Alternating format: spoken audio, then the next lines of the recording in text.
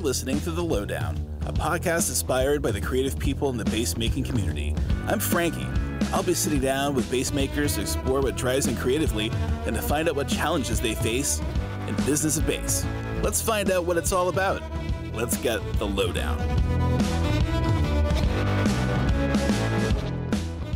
Hey, welcome to The Lowdown. As usual, Eric and I are here, and we are wicked stoked to have Nicholas Toretta with us today. And where are you, sir?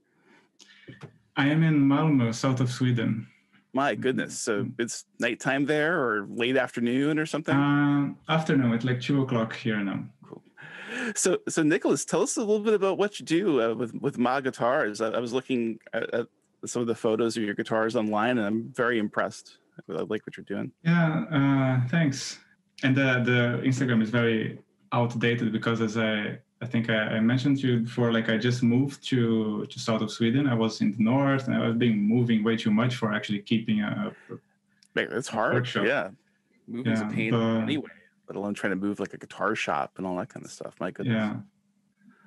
Yeah. But I've been building instruments since 2008. So I'm a designer and musician, and the instruments was something that I found to kind of connect both. And I've been trying to build instruments with like a concern for having like reusable materials and not like at the least amount of chemicals as possible. And that has been mostly with finish types and types of wood and stuff like that. In terms of like, how'd you get started? I guess I always wonder that in terms of, did you have a background in woodworking, or you said you were a designer? I mean, like industrial design, or what's your background? Yeah, so my background is in industrial design. I'm actually now finishing a PhD in industrial design. Okay. Yeah, so I had like the kind of training on designing and also woodworking from there since my bachelor's. But also I studied like 3 years of luthier school back in Brazil. Yeah, and that's what kind of got me going. And then I did a lot of like just maintenance and restoration of instruments, and then started like making my own. Very cool. Now, are you originally from Sweden, or? Yeah, that's what I was going to ask. Yeah. So what brought you from Brazil to Sweden? I'm originally from Brazil, from Santos, which is a small town close to São Paulo. Well, I went to Finland first. So if you like look at my Instagram, the first instruments there were all built in Finland when I was there.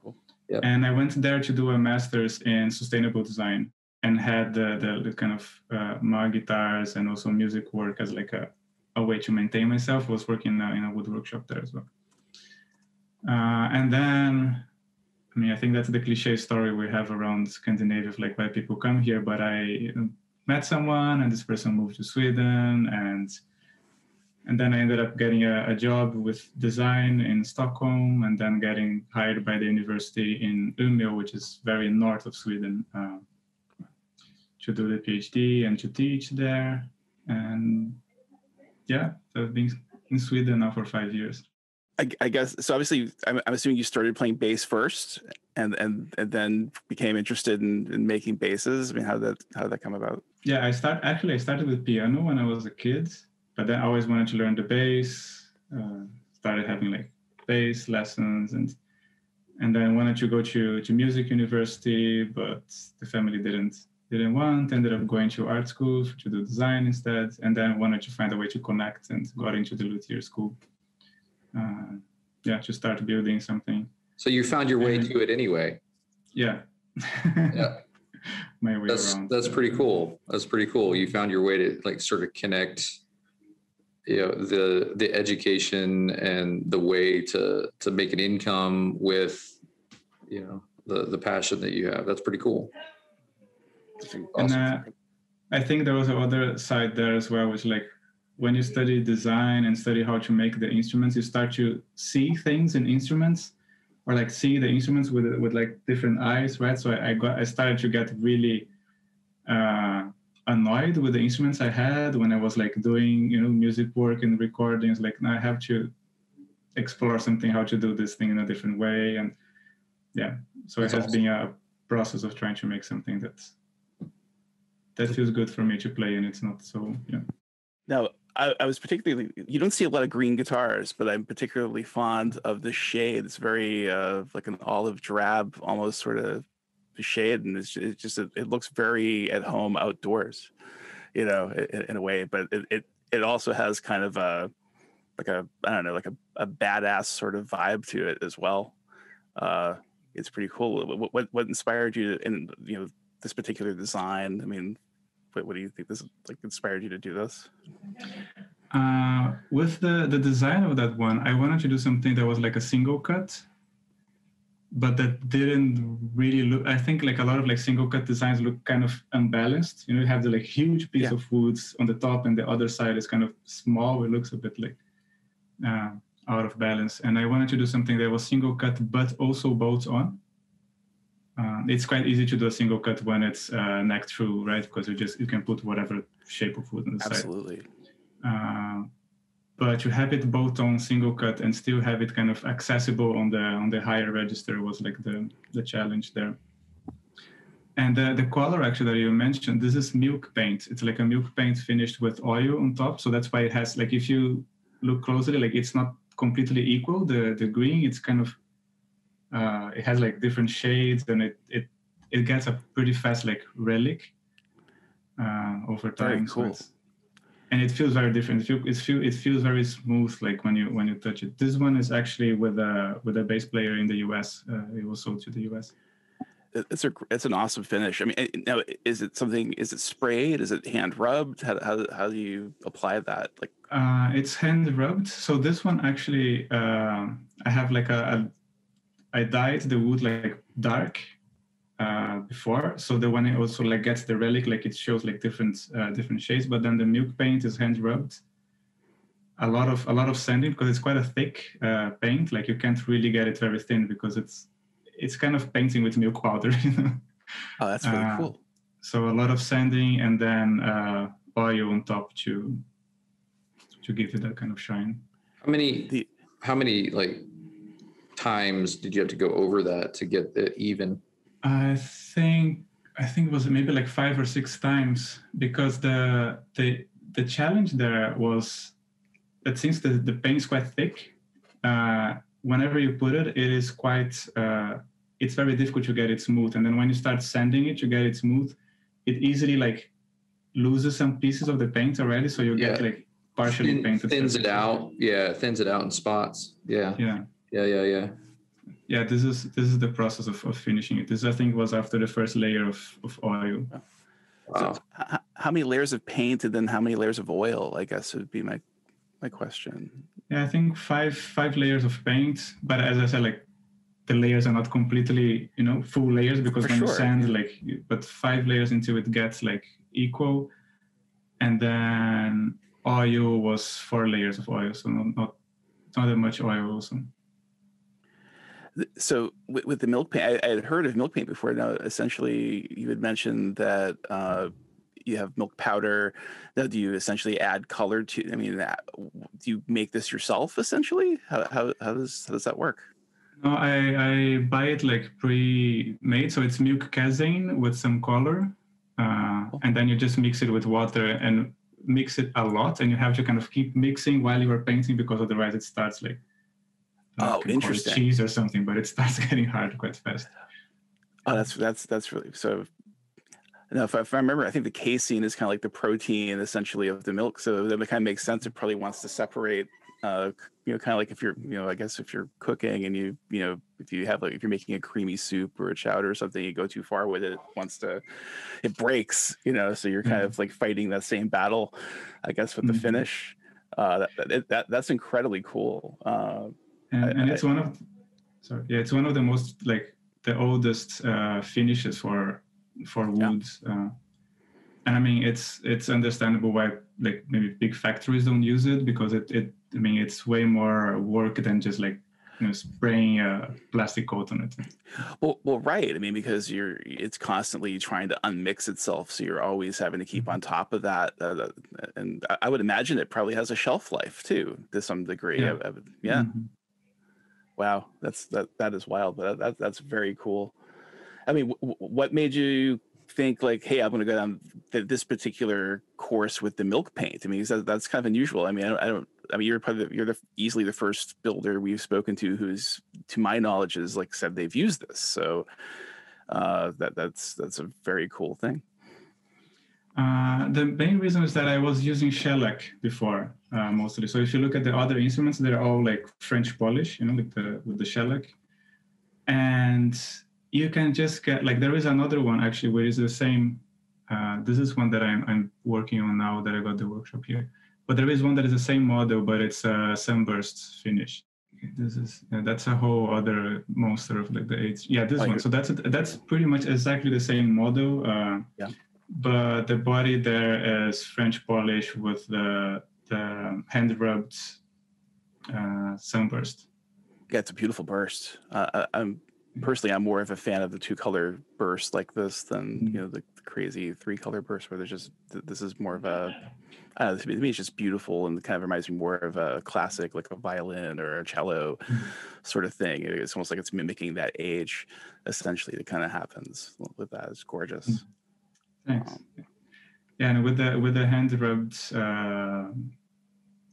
burst, you get much more of like the figure of the wood. It doesn't get like the perfect kind of gradient burst.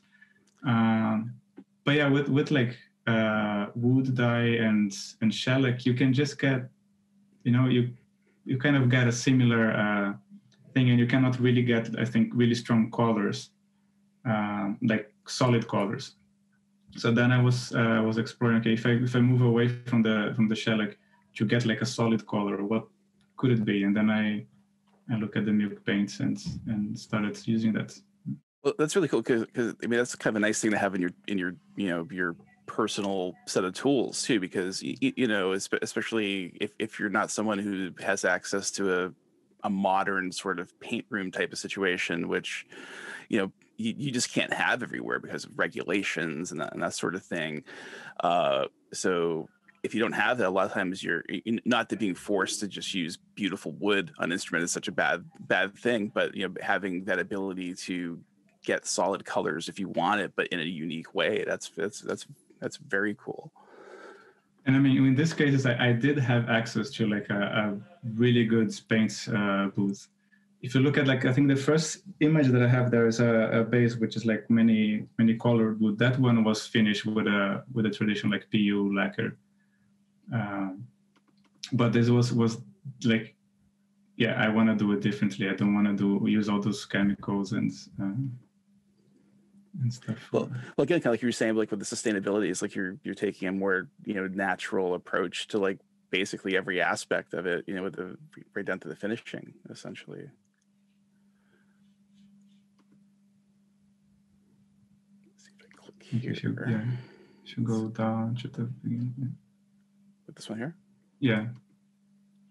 Should go to the next picture. You can see.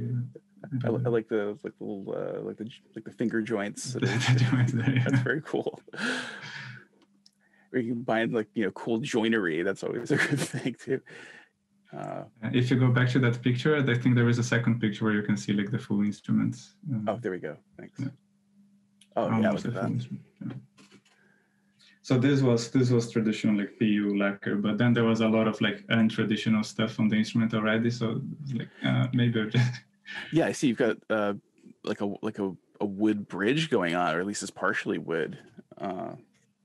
Is it just a surround? It's just a cover. Yeah, that's just a cover on a traditional bridge. Yeah. But it'll, obviously somebody is playing, wants to do some sort of like palming techniques, that sort of thing. It's gonna be a heck of a lot more comfy than just bare metal. That's for sure. Exactly. Yeah, that was the intention, like to have a place to support the hand comfortably, not like the sharp screws on top. I mean, there are other bridges who are quite comfortable to do it. Oh, I think. For sure. But at the same token, I mean, where this just has so much wood on it, it just it very much fits. It's very much at home on the space. And is this a bass that you play, or you make this for somebody? I mostly build for selling. Like I rarely keep the instruments myself. I only have the classical guitar with me. Gotcha.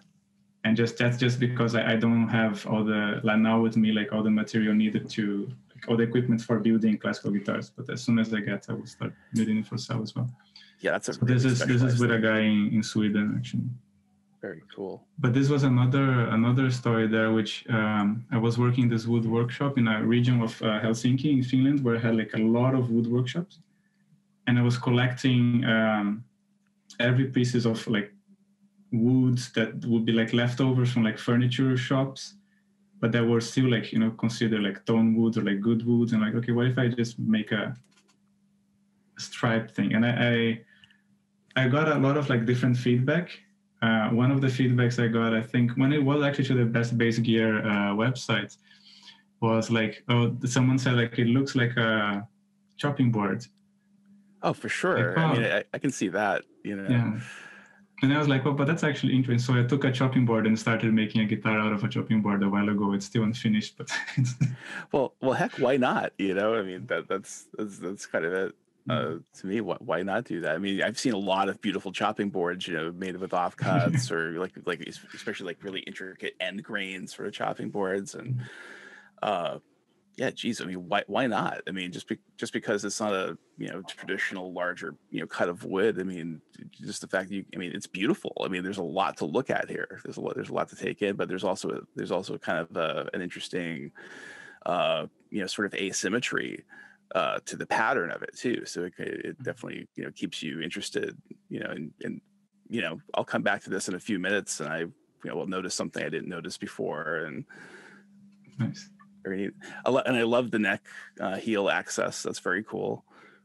It's kind of a similar design on the neck heel as the green one, with it has this kind of step.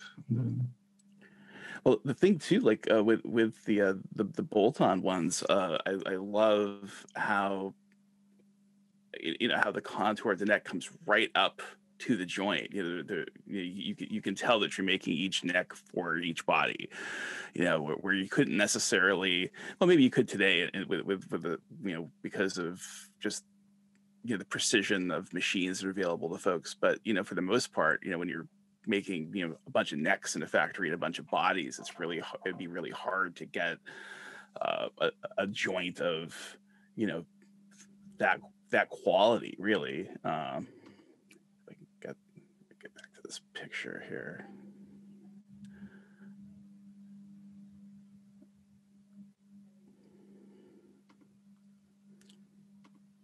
Oops. That's a nice picture though too. There we go. Yeah, I mean, just how a lot of times on bolt-ons, you know, when you look at the neck joint, it almost like seems like an afterthought in a sense. You know, it's just more you know, function rather than form. But this is like form and function together, and I can imagine it's very comfy. You know, I love the stepped nature of it. So I can imagine when your you know, your heel of your hand, or, you know, would get to the, you know, to the back of the neck right there. You know, there's not a whole lot in your way, basically.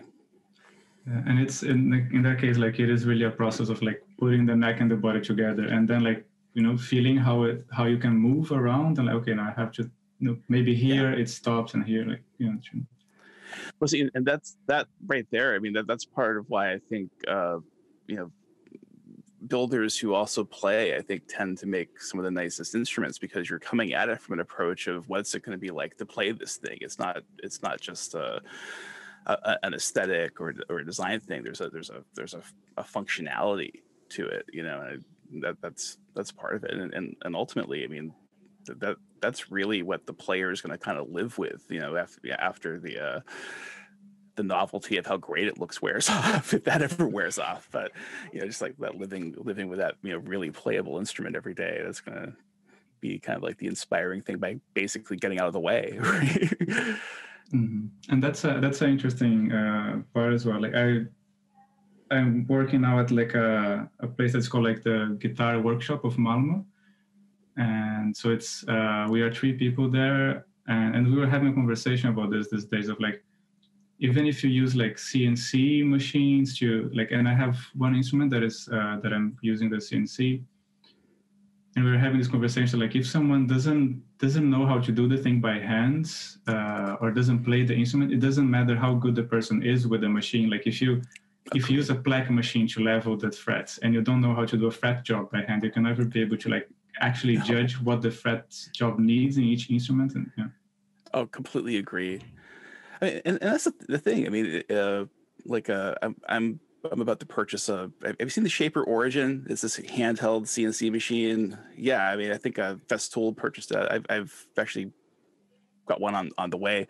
I'm pretty psyched about it. But the thing that's cool about it is, one, you still get to kind of have your hands on things, but for doing things that are just kind of tedious but require precision, like slotting frets and cutting fretboards and that sort of and just being able to do the all the cavities, and you can do offsets with it so you can get really tight joints just like you could by hand. It just can take some of the real tedious time that you'd spend on some of that stuff and still allow you to do the hand carving of the neck and all that sort of stuff. Just kind of take some of the life-sucking, time-killing things out of your hands, basically. Yeah, I love this neck. Is this Purple Heart? I can't tell because of the colors of my screen, but yeah, it's Purple Heart and Maple.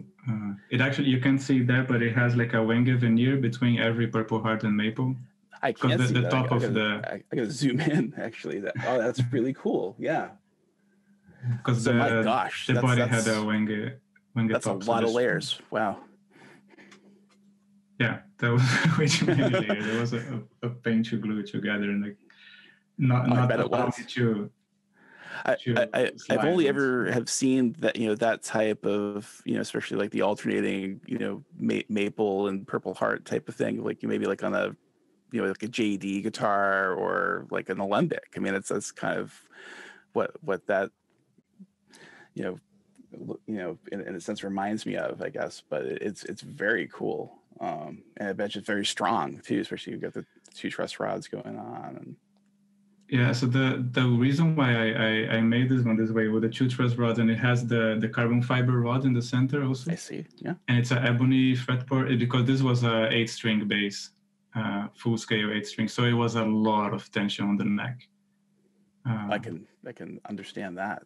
Yeah, so like how to, and I've had like 8-string basses before made with like 3-piece neck, and they got completely wrapped after a couple of years. Now, is there a veneer going on between like I know you've got wooden binding on the fretboard? Is there a veneer going on between the fretboard and the neck as well? Exactly. Yeah. That's beautiful. That's just gorgeous. Yeah. Hello. All right. Yeah, this was the body for the body. Yeah. Well, it's nice too, because from the back, that neck is like such a nice contrast, to what's going on with the body and everything too, and little routing there for the folks at home. Yeah, there is some picture of that finished instrument in the end as well. And like your bench dogs. You see the bench dogs. Yeah, those there? Are like life-saving things. Like they are. What a wonderful invention those are. For those who have never used bench dogs, they're basically like these little hockey pucks that have like a rubberized kind of grip on both sides and kind of keeps your material from moving around, so you can do things like routing and without having, like, obviously you've got this one other clamp off to the side, so it's out of your way basically, probably but sometimes you can get away without even having to use a clamp, which is nice. Yeah, and it prevents this kind of when you clamp stuff to the workbench and then there was, I don't know, a chip under it or like a screw, and then you get like a huge mark on the wood, like so they keep things out of the workbench. Well, imagine too, like especially if you're getting some reclaimed lumber, like there's a couple places around here, like there's one place that's actually the name of it is actually Old House Parts is what it's called, but but it's neat because you can go in and just find wood that was maybe on a barn from like the 1700s or the 1800s or something. But, sometimes you definitely have to like go over it with a stud finder or something to find if there's any remnants of nails left, that sort of thing. But it's amazing sometimes you find some of these old house boards where it's like, like there's some really beautiful figuring and stuff, but they weren't thinking about that. They were just, literally probably moving into a place, cutting down the trees around that site, milling the lumber, making a house, and then years later, some fool makes it in. Well, it's not somebody makes it in. Let's make a guitar out of this, too. It just kind of lives on in some other way. It's very neat. Nice. Cool. That's something we used to do a lot in Brazil. There was this like groups of luthiers that we would always tell each other when we saw like a colonial house being demolished. Everybody would just like run there like crazy to get like old doors and window and everything. Like so a lot of like mahogany and like really good woods, very aged and like super beautiful. Just thrown away. Right, and you figure, I mean, that those are the perfect things to look for. It's things like, you know, doors and, you know, cabinetry and, you know, even like the sills, you know, all that's, you know, they're going to be using hardwood for those things, you know, generally, you know, that's how it's managed to last as long as it has, you know, so it's just a, you know, great place to kind of scavenge in a sense, but, you know, what a waste it would be to throw it away, you know, really, you know, so. I know that you're going for your PhD and everything, but how many instruments are you making? I mean, what portion of your would you say of like how much of this, you know, do you have to make a living with this? Is this more like a labor of love? I guess is what I'm trying to roundabout get to here at 8 a.m.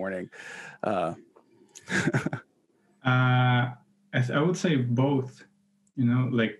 Because of the PhD and the position at the university, I haven't had as much time as I would like to dedicate to building the instruments. Sure. But when I finish it, my goal is to be maybe like part-time at the university and the other part-time dedicating to build the instruments like with a better constancy. Cool. So is that, I guess, if you know, post university, I mean, what's your dream essentially? You know, like what do you see? You basically see yourself doing this like a good portion of the time, or? Yeah, that would be the dream. Like, and I've had a really good feedback from the people who've bought my instruments. So I feel that like it's a path that is worth continuing. And I'm still building maybe like 2-3 instruments a year, but after the university, I want to dedicate way more to that. How many would you like to get to? I guess, you know, in terms of like, what do you think would be a comfortable amount of instruments for you to make a year? I guess if you had the time to do it and still do everything. If I had the time, I would be doing them all the time. Fair enough. Well, it's great that you're doing it because you've got a very unique designs going on, and obviously the fact that you're getting positive feedback tells me that the details, you know, the part that the player feels like the fretwork and that sort of thing, those things are in order. So it's not just this pretty piece of furniture that looks like a bass. It's a real instrument, you know. So that's fantastic. Are you in terms of Sweden, I mean, what kind of adjustment is that coming from a relatively warm climate? And then like I'm up here in Maine in the United States. So, you know, except for this year where it's been just crazy. We've had, you know, weather in the 90s and it's just kind of strange. But, you know, for the most part, it's the Great White North, you know, it's cold, you know, most of the time and that sort of thing. Is that like an adjustment for you? Yeah, it has been a big contrast between Brazil and Scandinavia in general. But now that I'm in the south of Sweden, after living so much time in the north, which is like already like Arctic climate, being here feels almost like tropical. You know? Oh, that's funny. It's funny what you get used to, right? You know, it's a relativity sort of thing, you know. And I think I like the climate in Sweden for building the instruments because it's so dry. Yeah. And that's another thing also that like as much as I would like to spend all the time doing as many instruments as possible, I like to take the time with each one, like when you glue you know, like a laminate neck together, to get the time for it to sit and then you know.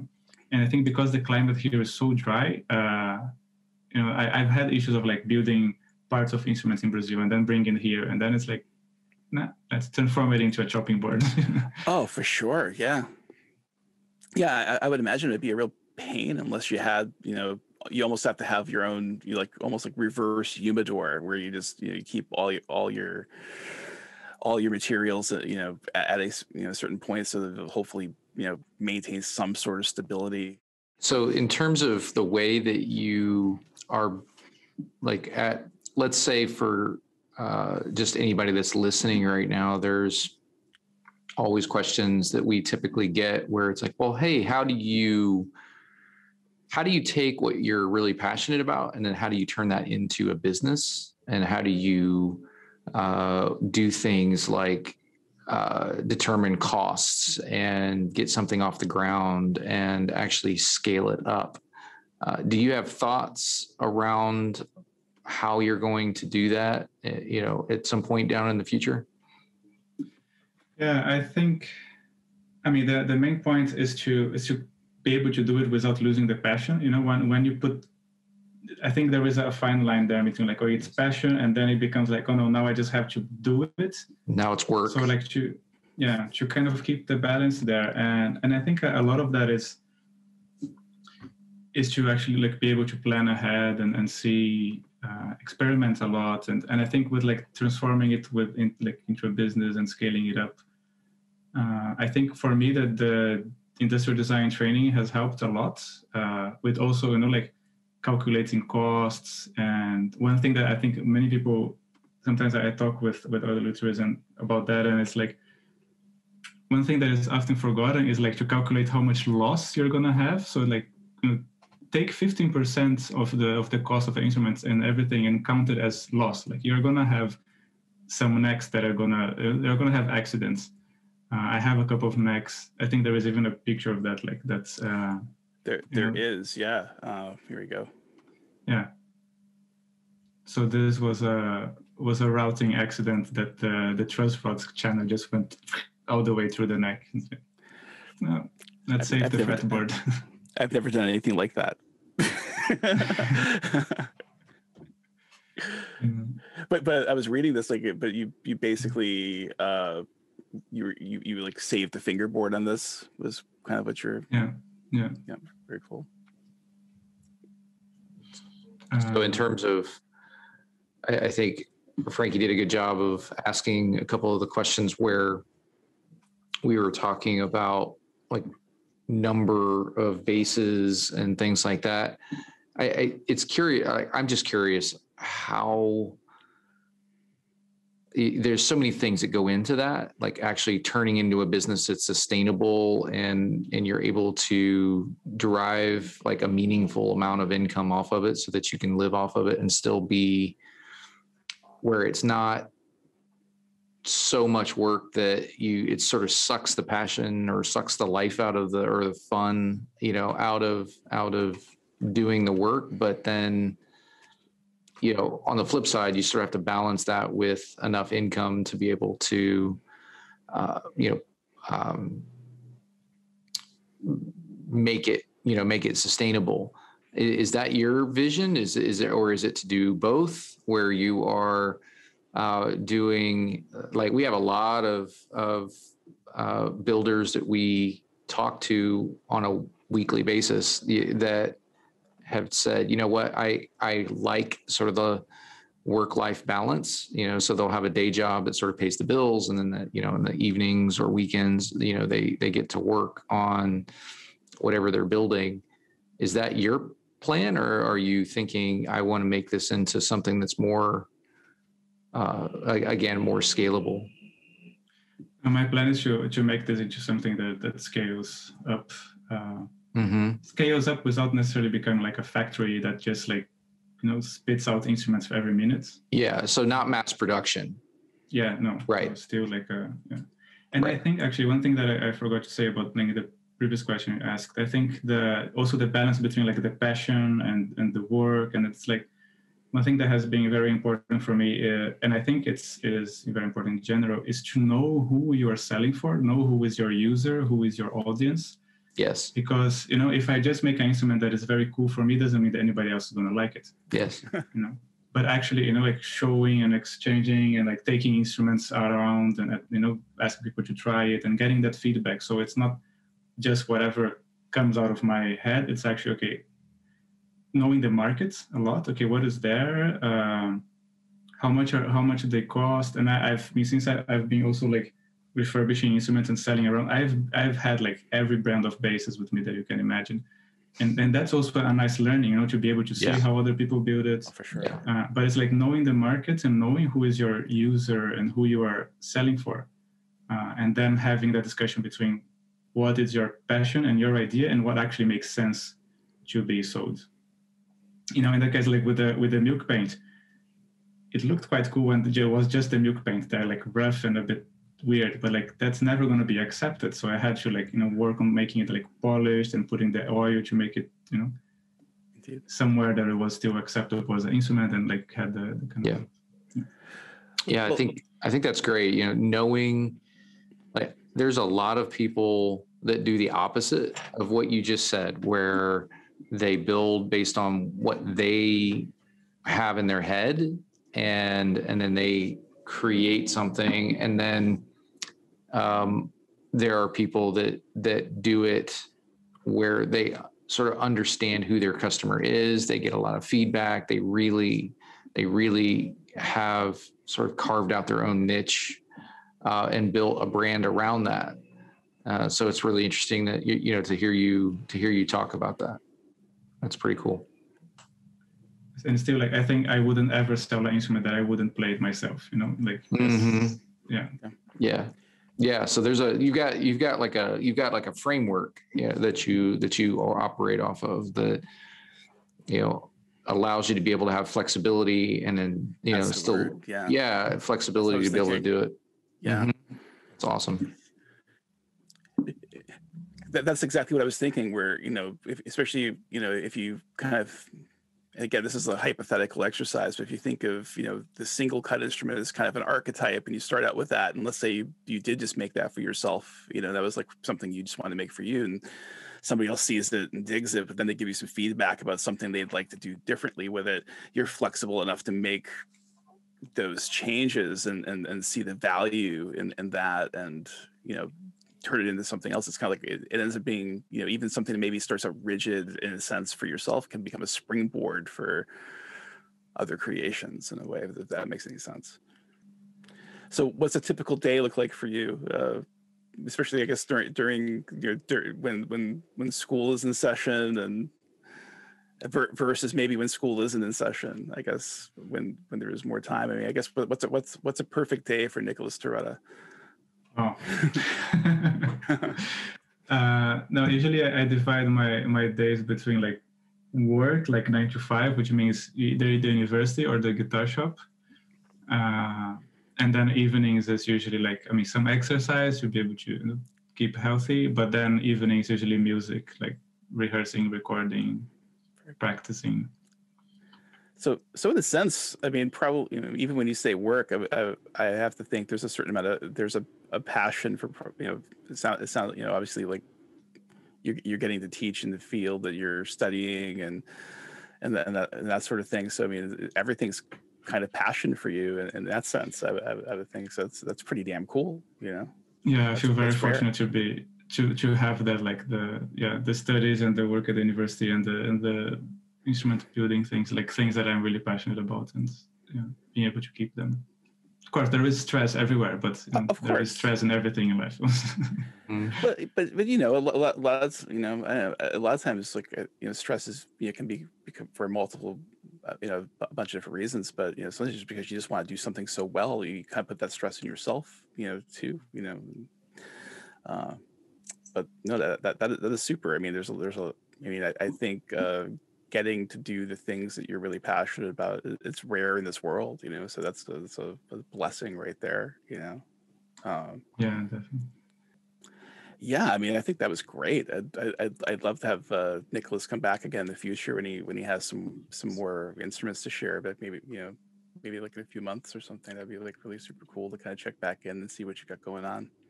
Definitely, and I'm definitely going to be contacting you for some, like, I need to buy some parts for this instrument and finishing stuff like that. Cool. Well, I could definitely help with that, hopefully. So one of the things I was going to ask you, just Nicholas, what you thought about this, but one of the things that Frankie and I have been toying around with is doing sort of an Ask Me Anything recording, where we would just invite people on just like this, where maybe they were just starting out, or they were, just working on a project or whatnot. And we were just kind of going to set a time like once a week or something, for an hour. And anybody who wanted to hop on, we could just talk to them and offer up advice. Anybody here in the shop, just kind of jump in and because I feel like there are a lot of those conversations that happen like one-on-one, but then there's lots of different types of people, perspectives, angles that they're sort of coming at it from, different kinds of experiences, where, we could sort of like create a little community in here where there are people that really kind of have just a chance to be able to help each other out. Because, what we do is it's like it's like a circle within a circle within a circle. Like there's not very many people, right, that do this and that do it well. And I think just being able to learn from each other and being able to talk to each other about it and bounce ideas off of each other. And, hey, what do you think? Sort of tying back to what you're saying earlier, where, you just go out and you talk to people and you say, hey, can you just take a look at this and play it? How does it feel? And what do you think? I think there's just so much need for that kind of thing. And I was just kind of curious if you felt like that was something that would be useful. I think that sounds awesome. I think that would be super good. I think, unfortunately, we see a lot of like competition between, in society in general, right? Yeah. And I think, especially like with developing instruments and doing stuff like that, which the end goal is to make music, right? It's to make beautiful things. And I think if we actually collaborate and we can share ideas, like we can develop much better things together than if we're like, closing ourselves like in our own rooms and doing something in secrecy. And so I think building communities that sounds super nice. I think that's a beautiful direction to me. Cool. All right. Well, we'll definitely take that feedback. It'll be fun. I think it's going to be fun. Nice. Looking forward for that. Yeah, cool. Well, hey, Nicholas, it was great having you on, man. This was a ton of fun. And I don't know. I get on these things and I do most of the listening. I don't do any of the talking. That's mostly my job is to listen. But I'm fascinated by the stories where the journey that it takes you to get to where you are. It sort of does this, and you have some formal training, which is really kind of cool, where there's just a whole different angle that you're bringing to the conversation, which is really cool.